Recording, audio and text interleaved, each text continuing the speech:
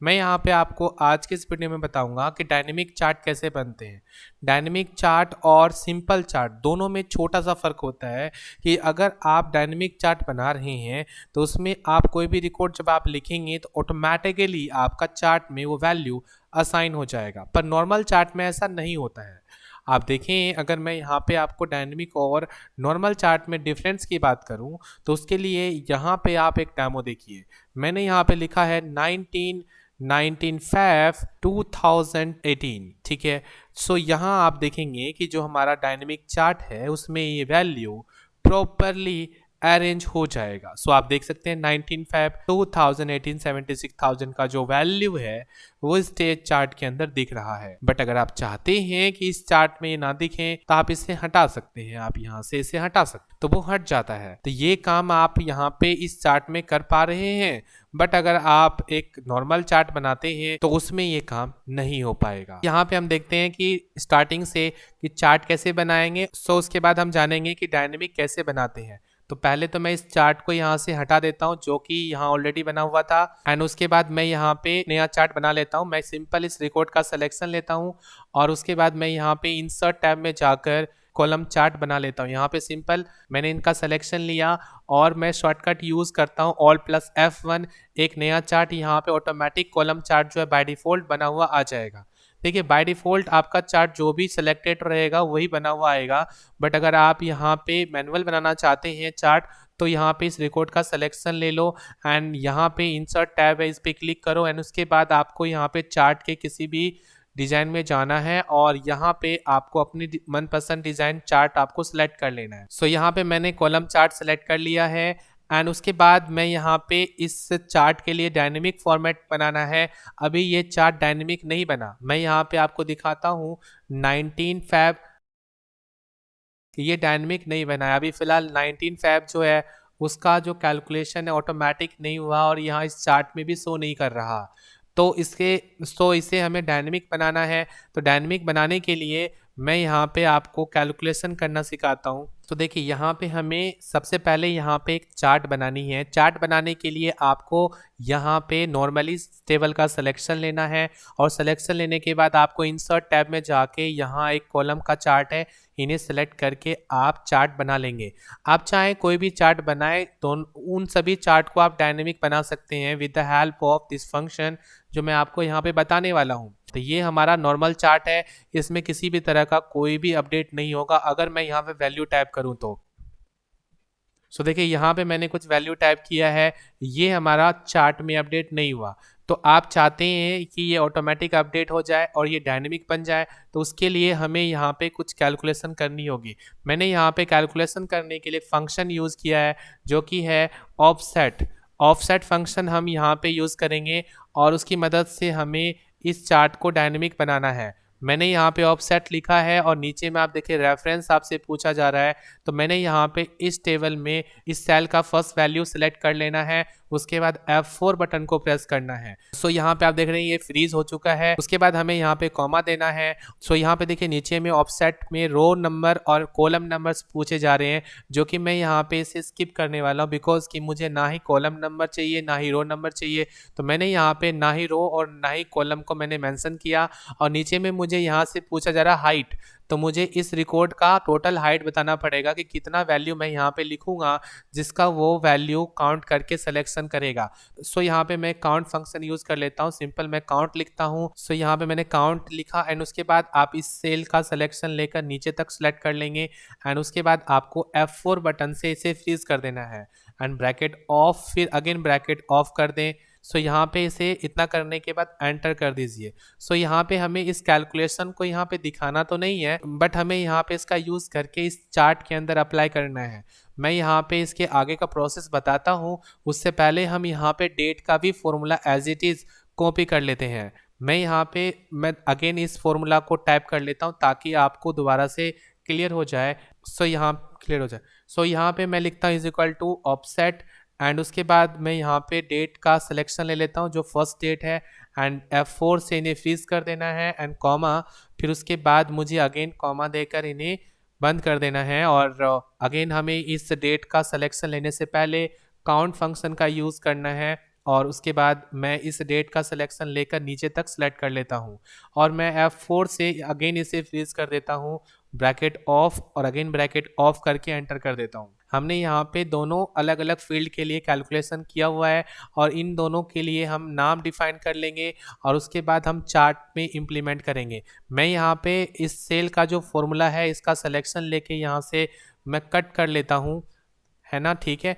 Is equal to भी आप यहाँ पे कट कर सकते हैं। मैं सिंपल यहाँ पे इनका जो है सिलेक्शन लिया मैंने, सो यहाँ पे इनका सिलेक्शन लेने के बाद मैं इसे कट कर लेता हूँ और उसके बाद मैं यहाँ पे बाहर क्लिक करके फॉर्मूला टैब में जाऊँगा एंड यहाँ पे हम डिफाइन नेम में जाना है एंड उसके बाद यहाँ पे हमें रेफर्स टू के अंदर अपने फॉर्मूला जो हमने कॉपी किया हुआ है इनको पेस्ट कर देना है, ठीक है। फॉर्मूला पेस्ट करने के बाद यहाँ पे जो नेम है ये हमें मेंशन कर देना है, जो कि ये सेल का था तो मैंने यहाँ पे लिख देना है सेल 2022। उसके बाद मैं यहाँ ओके बटन पे क्लिक कर देता हूँ। सो फाइनली हमने सेल के लिए जो नेम है वो डिफाइन कर दिया है।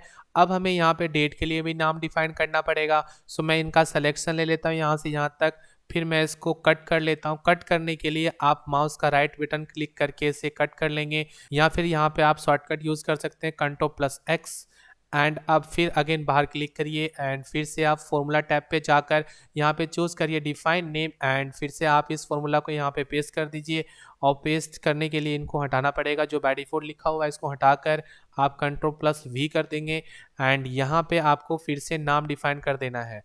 नेम हमारा यहाँ पे होना चाहिए डेट 2022 ताकि हम इसको आसानी से ट्रैक कर सकें। अब मैं यहाँ पे ओके बटन पे क्लिक कर दूंगा तो फाइनली हमने यहाँ पे दोनों कॉलम के लिए जो कैलकुलेशन है मैंने यहाँ फाइनली हमने यहाँ पे दोनों कॉलम के लिए कैलकुलेशन हमने कंप्लीट कर लिया है।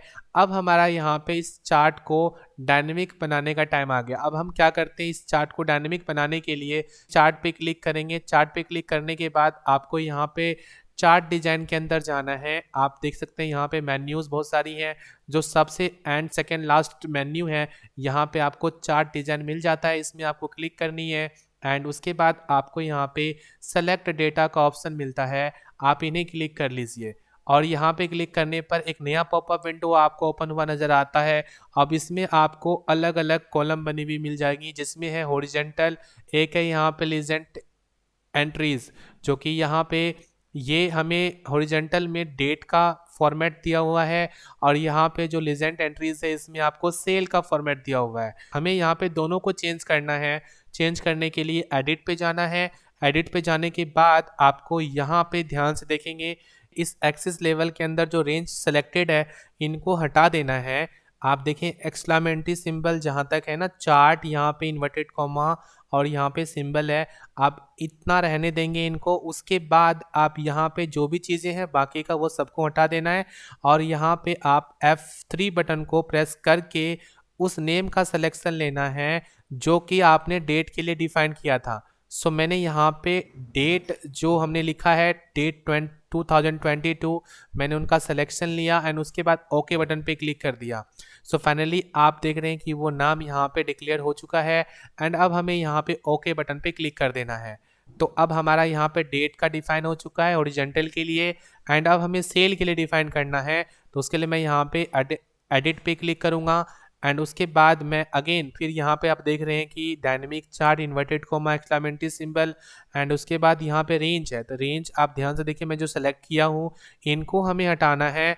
आप यहाँ पे ये सिंबल ना हटा देंगे, एक्सक्लेमेटरी सिंबल जो है ना इसे हटाना नहीं है, उसके बाद का सभी चीज़ें हटा देना है। तो मैंने यहाँ पे इसे हटा देता हूँ। अब हमें अगेन F3 बटन को प्रेस करना है। अब हमें यहाँ पे जो है सेल का सिलेक्शन लेना है, जो हमने नाम डिक्लेयर किया था, सेल का नाम डिक्लेयर किया था सेल 2022। तो हमने इनका सिलेक्शन लेके ओके बटन पे क्लिक करना है। अब आप देखेंगे सेल का भी नाम यहाँ पे आ चुका है। अब हमें ओके बटन पे क्लिक करके इन्हें अगेन ओके से सेव कर देना है। अब आपका यहाँ पे ये चार्ट जो है डायनेमिक बना हुआ नजर आएगा। जब आप यहाँ पे वैल्यू नया एंट्री टाइप करेंगे तो इस चार्ट में ऑटोमेटिक अपडेट हो जाएगा। सो मैं यहाँ पे लिखता हूँ 19/5/2018 और यहाँ पे मैं वैल्यू टाइप कर देता हूँ 45,000। सो मैं जैसे वैल्यू लिख के एंटर करता हूँ सो आप देखेंगे इस चार्ट में ऑटोमेटिक अपडेट हो जाता है। एंड फाइनली यहाँ पे और भी हम वैल्यू टाइप कर लेते हैं, जैसे लाइक यहाँ पे 25/18 और यहाँ पे हम कुछ वैल्यू और टाइप कर लेते हैं, जैसे 65,000। सो आप देखेंगे यहाँ पे हमारा वैल्यू ऑटोमेटिक आ गया है।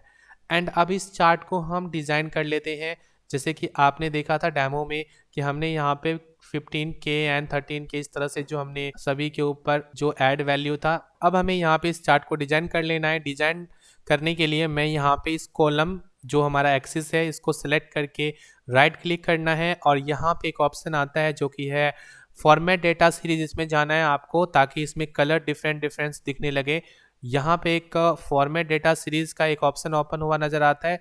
इसमें आपको यहाँ ये जो ऑप्शन है, ये फिल का बटन है, इस पर क्लिक करेंगे तो आपको यहाँ पे फिल अगेन देखने को मिलेगा। इस फिल पे क्लिक करेंगे तो यहाँ पे सबसे लास्ट वाला ऑप्शन जो है आप देख रहे हैं यहाँ पे वेरी कलर बाय पॉइंट, आप इस बटन को टिक करेंगे। अब जैसे इसको ऑन कर देंगे आप देखेंगे चार्ट में आपका डिज़ाइन जो है डिफरेंट कलर में आ गया है।